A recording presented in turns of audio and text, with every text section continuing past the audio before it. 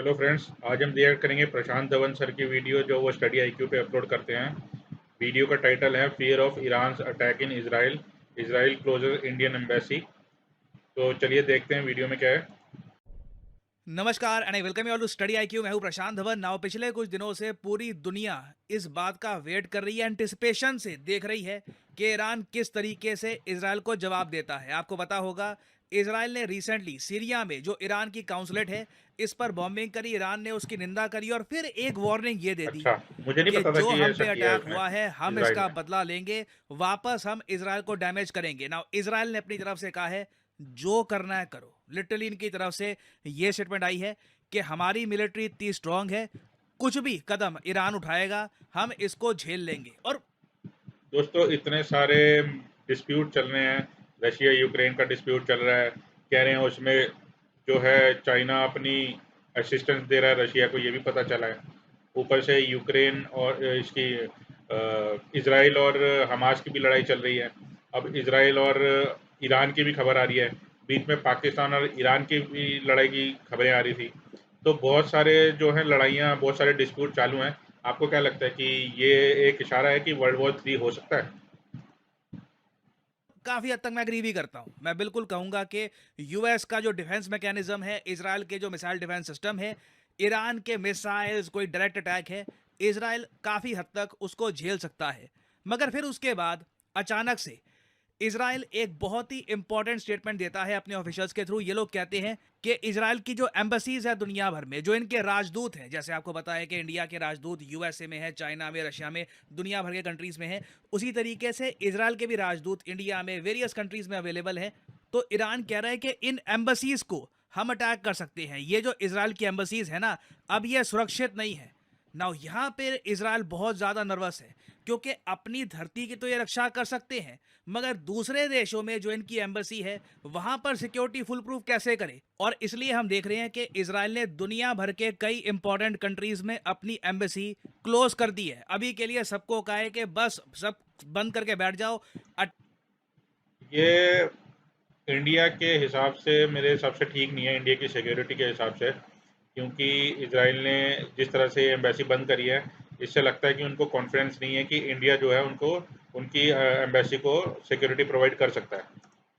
Attack हो सकता है ईरान का। ये अटैक कब होगा पता नहीं, मगर एक डेंजर है रिवेंज अटैक का। इंडिया में भी इसका इम्पैक्ट देखने को मिला है। मुझे उम्मीद थी नहीं, मुझे लगा कि सिंस ईरान इंडिया के रिलेशंस काफ़ी अच्छे हैं तो ईरान कभी इसराइल को इंडिया की धरती पे अटैक नहीं करेगा, बट इसराइल रिस्क नहीं उठा रहा। इंडिया में आप अगर देखोगे तो इसराइल की एम्बेसी के आसपास कुछ छोटे मोटे धमाके हो चुके हैं इन द पास्ट, तो इसराइल हाँ, बिल्कुल भी रिस्क एक धमाका हुआ था, मेरे ख्याल से 2 साल पुरानी बात हो गई होगी वो। नहीं उठा रहा। इन्होंने अपनी जो दिल्ली एम्बेसी है ये क्लोज कर दी है, जो मुंबई काउंसलेट है ये भी बंद कर दी है सिक्योरिटी कारणों की वजह से। और एज एन इंडियन आप अगर मुझसे पूछे ना, तो ये देखकर थोड़ा दुख लग रहा था।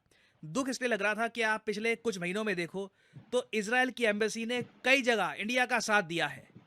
फॉर एग्जाम्पल, जब ट्विटर पे x.com पे लगातार इंडिया के अगेंस्ट रेसिज्म चल रहा था, व्हाट्स रॉन्ग विद इंडिया जो ये हैशटैग है ये ट्रेंड करके लोग ये वाला ना बहुत सही हैशटैग था, व्हाट्स रॉन्ग विद इंडिया। इसमें बड़े मज़ेदार मज़ेदार वीडियोस और कोट्स देखने को मिलते थे। इंडिया के अगेंस्ट बातें कर रहे थे। इसराइल की एम्बेसी ने एक पूरी वीडियो निकाली इंडिया के सपोर्ट में। ये इनको करने की आवश्यकता थी नहीं, मगर इन्होंने फिर भी किया आउट ऑफ कंप्लीट सपोर्ट। उसके पहले आप अगर जाओ, तब मालदीव्स लक्षद्वीप का जो इशू था ये काफी हॉट था। उस वक्त आपको याद होगा इसराइल ने ओपनली ये हाँ, इज़राइल सपोर्ट तो करता है इंडिया को, काफ़ी ज़्यादा सपोर्ट करता है। कहा था कि लक्षद्वीप में ये लोग वाटर ट्रीटमेंट प्लांट, एक डीसैलिनेशन प्लांट का जो काम है ये अगले दिन से ही स्टार्ट कर देंगे। ऑल ओवर इंटरनेट ये पोस्ट वायरल हुई थी। 4 मिलियन इंडियंस ने, 40 लाख इंडियंस ने ये पोस्ट देखी थी।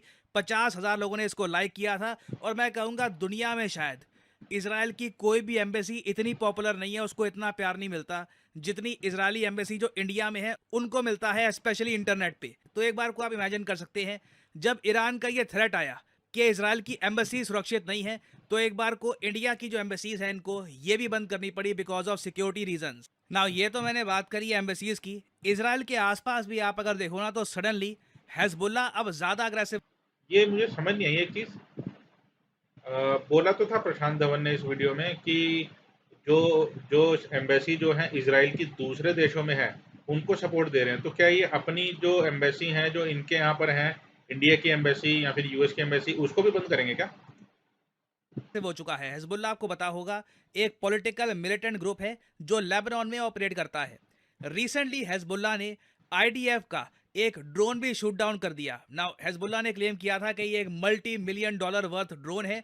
इसकी जो ये वीडियो है ये भी काफी वायरल हुई थी। यहाँ पे आप देख पाओगे ये इजराइल का ड्रोन है। ये जो फुटेज है हिजबुल्लाह ने रिलीज करी है। ये ड्रोन हिजबुल्लाह के मिसाइल्स ने शूट डाउन कर दिया। ये बेसिकली हिजबुल्लाह दिखा रहा था कि इजराइल के जो हाई फ्लाइंग ड्रोन्स हैं इनको भी शूट डाउन करने की एबिलिटी हिजबुल्लाह रखता है। और मैं काफ़ी हद तक ये कहूँगा, देखो गाजा में जो अभी तक लड़ाई हुई है इजराइल की हमास से, हमास ऑल टुगेदर काफ़ी कमज़ोर ग्रुप है हिजबुल्लाह के कंपैरिजन में। हिजबुल्लाह को देखिए जो सपोर्ट मिलती है, बताया जाता है कि इवन रशियन गवर्नमेंट भी कहीं ना कहीं इनको सपोर्ट करती है, चाइना का इनको सपोर्ट मिलता है। तो रशिया और इजराइल जो है आपस में अच्छे संबंध नहीं है उन दोनों देशों के। हिजबुल्लाह का अग्रेसिव होना अगेंस्ट इजराइल, ये भी इजराइल के लिए एक काफ़ी चिंता की बात है। और पूरी दुनिया इन सारी डेवलपमेंट्स को क्लोजली फॉलो इसलिए कर रही है क्योंकि ये जो सारा एरिया है ना मिडल ईस्ट का, ये एक बहुत ही इंपॉर्टेंट एनर्जी स्पॉट है। दोस्तों, मिडल ईस्ट ये जो एरिया है जिसमें Iran, Iraq, Syria, Saudi Arabia, ये सब आते हैं कंट्रीज, ये अमेरिका और यूरोप के लिए मिडल ईस्ट होना चाहिए। हम जब इन देशों को मेंशन करते हैं या इस रीजन को मेंशन करते हैं, तो हमें मिडल ईस्ट की जगह वेस्ट एशिया बुलाना चाहिए इस जगह को। यहाँ से नेचुरल गैस, पेट्रोलियम, ये दुनिया भर में एक्सपोर्ट होता है। तो अगर ईरान इजराइल के बीच में एक स्मॉल स्केल वॉर भी हो जाती है, मिसाइल्स भी एक्सचेंज किए जाते हैं, कुछ और कंट्रीज यहाँ पे इन्वॉल्व हो जाती है, तेल के दाम, कच्चे तेल के दाम बढ़ जाएंगे। रॉकेट की स्पीड से ऊपर जाएंगे। तो इसलिए पूरी दुनिया यहाँ पे बहुत ज़्यादा इन्वेस्टेड है। ऑब्वियसली हम सब यही चाहेंगे कि तनाव ज़्यादा ना बढ़े और बातचीत से इशू हल हो जाए। नाउ कुछ रिपोर्ट्स ये क्लेम कर रही है, ऑल्दो ये इजरायली मीडिया की तरफ से ये रिपोर्ट्स आई हैं कि ईरान ने एक ऑफर ये दिया इजराइल को कि गाजा में सीज फायर कर लो। जो भी तुम गाजा में आज के समय कर रहे हो, जो अटैक्स कर रहे हो, अगर तुम सीज अगर ईरान के बोलने पे गाजा में वो सीज फायर कर देता है, तो ईरान और इसराइल के रिश्ते में थोड़ा सुधार तो आएगा। पर कहीं ना कहीं ये जो इनका मिलिटेंट ग्रुप है, पैलेस्टीन का जो मिलिटेंट ग्रुप है, तो क्या नाम है इसका, नाम नहीं याद आ रहा मेरे को अभी, जिसने अभी स्ट्राइक की थी उन पे, तो उनको एक और मौका मिल जाएगा दोबारा अटैक करने का। फायर कर लेते हो, अपनी आर्मी को वापस बुला लेते हो, जो अभी उस मिलिटेंट ग्रुप का नाम है हमास। रिपोर्ट्स आ रही है। मैं अभी कंफर्मेशन के साथ नहीं कह सकता कि इजराइल ने पूरा पुल आउट कर लिया है, मगर एटलीस्ट जो गाजा का साउथ का पार्ट है ना, वहां से तो रिपोर्ट्स आ रही है कि इजराइल ने थोड़ी बहुत अपनी जो मिलिट्री है ये वापस खींच ली है। तो ईरान, मैं कहूंगा, कुछ हद तक शांत हो सकता है अगर इजराइल सीज फायर की तरफ कदम बढ़ाता है। नाउ इस टॉपिक को लेकर कि इजराइल अपनी मिलिट्री कितना पीछे लेगा और क्या एक जेन्युइन सीज फायर हो सकता है गाजा वॉर को लेकर, क्या 6 महीने बाद फाइनली ये वॉर खत्म होगी, इस पर मुझे अलग से वीडियो बनानी पड़ेगी क्योंकि बहुत सी डेवलपमेंट्स अभी भी हो रही हैं as I am recording this video. तो मैं एक और वीडियो में आपको समझाऊंगा कि क्या फाइनली यहाँ पर सीज फायर हो सकता है गाजा इजराइल के बीच में, मुझे और नहीं अगर लगता वो होगा। होता है तो प्रोबेबिलिटी मैं कहूँगा काफ़ी हाई है कि ईरान भी शांत हो जाए। ये जो पूरी दुनिया में इजराइल की एम्बसीज बंद हो रखी हैं, एक डर है उनको कि अटैक ना हो जाए, ये जो मुश्किल समय है ये भी पीसफुली निकल सकता है। तो आने वाले 1 से लेकर 2 दिन मैं कहूँगा बहुत सेंसिटिव रहने वाले हैं रीजन के लिए। एक अच्छी खबर भी आ सकती है, सीज फायर भी हो सकता है। मैं प्रॉपरली एनालाइज कर रहा हूँ सारी सिचुएशन को। मोस्ट प्रॉब्ली मैं आपके लिए इस टॉपिक से रिलेटेड एक अपडेटेड वीडियो ले आऊँगा ऑन स्टडी IQ। और फाइनली यहाँ पे मैं तो दोस्तों, इसी के साथ ये वीडियो ख़त्म होती है। मुझे आशा है कि आपको वीडियो पसंद आई होगी और मेरा रिएक्शन भी पसंद आया होगा। रिएक्शन पसंद आया तो वीडियो को लाइक कर दीजिए, चैनल को सब्सक्राइब कर दीजिए, और ये जो क्वेश्चन सामने आ रहा है, अगर आपको इसका आंसर पता हो तो कमेंट में इसका आंसर भी दे दीजिएगा। Thank you.